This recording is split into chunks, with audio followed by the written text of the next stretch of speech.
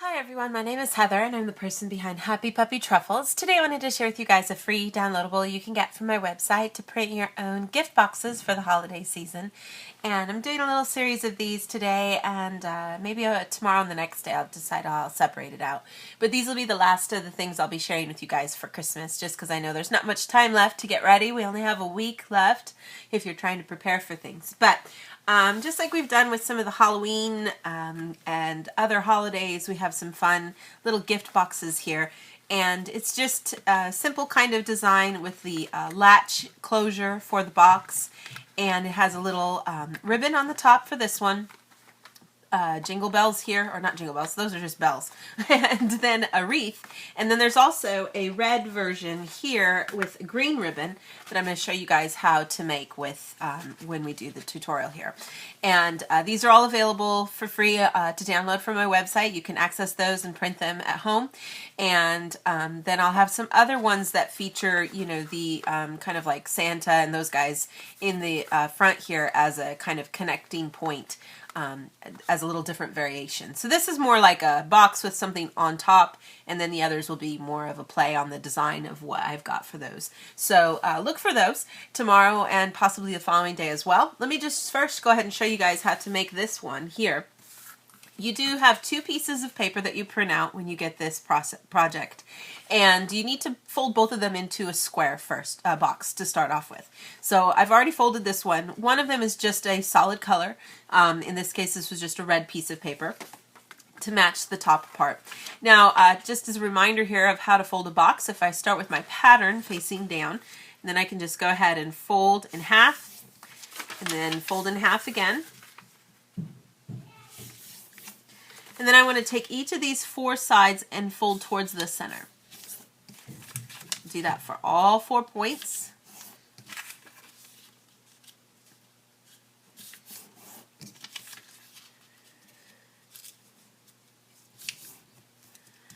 And then we want to go ahead and take one of the sides and roll it over. But we want to do the side so that when we roll it over, you get both the QR code and my logo. So turn it around until you find that and get that to come over here first on this side. It doesn't really matter if it's on the left or the right, but we do need them to be together on one fold. And then the other side should just be blank. Then go ahead and open things up, take these little tabs and open it all the way out. And then we're just going to fold these points to the center. I don't like just doing that straight away because this kind of has a tendency to shift on me, so I like to just first start off by folding this part back and then go ahead and fold towards the center.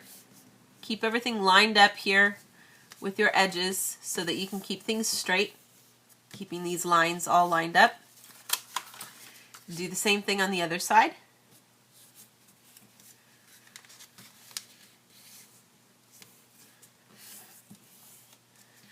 Then, if we look at things sideways here, I've got a little diagonal crease that I can use. I'm just going to kind of reverse that as I tuck that in and push it up so that I can create like a hinge on the side here. Do that for both sides. And then just go ahead and finish off the box by folding this part all the way in. We're going to pull some of these out later, but it helps to just finish the process of making the box first by getting this part folded in. And you should have a completed box. And you need two of those. One's the top and one's the bottom, obviously. Now, if this is the top of my box, this part back here is where the back and the hinged area of my box is going to be. So that's the part you're going to want to unfold here. Get that part coming out. And as this part slides in, this little flap will actually be going the other way. So if you want to prep it, you can go ahead and fold it up a little bit. Put that to the side. And then on the bottom part, just to keep things simple, there's a part here where the QR code and the icon are. That part you can keep folded, and then just do the opposite side. Go ahead and pop that open. That just happens to be how this one is too, just to keep things kind of uniform. So this is going to be the bottom part. And then I can just take this little part up here at the top and fold it down to create the back edge of my box. Take this and put it in here so that it goes underneath those two side flaps, and get this point lined up into the center. Get these little guys to fold into the center part here.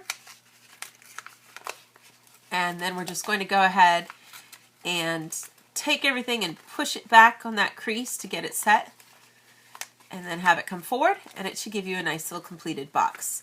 Now, if you didn't want to bother with the little latch part, you could leave it like this. It has a tendency to pop open though, obviously. So I'm going to now go ahead and create the little latch. So I'm going to take from where the design is here, I'm going to take that part that's inside here, pop it open, fold down this flap, and then fold both of these corners into the center here. I'll do that for both sides, creating a nice little point. That's going to be the latch that's going to slide right into here. So essentially I want to create a little cut that goes right through here. So to keep things simple, I can just kind of take things apart for a second. And if I look over here on this side and I open things up, I want it to be on this wall here. So this little rectangular space that's closest to the base. What you could do is take your lid and that part we just folded over and get this to line up right into this area. And just to keep things kind of in mind, you can go ahead and just put a little line here to show you how wide everything is here so that you know how much to cut. Otherwise you might not be cutting enough, and that's kind of frustrating. Also, if you cut like too far, then it's kind of loose when it closes off. So you want to try to keep it as close to, just going maybe just a little beyond the edge. You don't want to come all the way down here because that means just a tiny little bit sticking in. Keeping it over half is better. The more you can get it in there, the better, I think. But just go ahead and line that up. Oh, and I didn't mean to just cut on my board. Ah, I meant to use a cutting board. Sorry, you guys.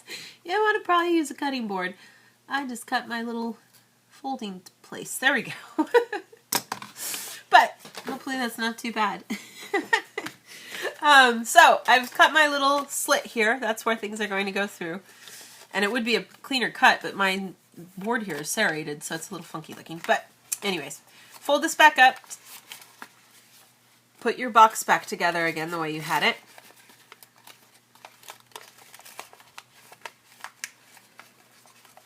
And when you bring this forward, you should be able to get it to come forward here and slide right in to the tab that we've created here. Like so, to finish off our box and make a nice little gift box. And just a fun way to create a gift box that's a little bit fun and handmade, but still has some nice little touches to it. And if you're using some of the other patterns and papers and things I've used for these series, all the colors match and everything, so you can kind of make some other things with it too if you wanted to. And like I said, I'll have some more kinds of patterns of this later on, like featuring the reindeer and Santa and the gingerbread man and all that kind of stuff. So look for those today, tomorrow and the next day. And thanks again, you guys, always so much for watching, and I'll see y'all next time. Bye!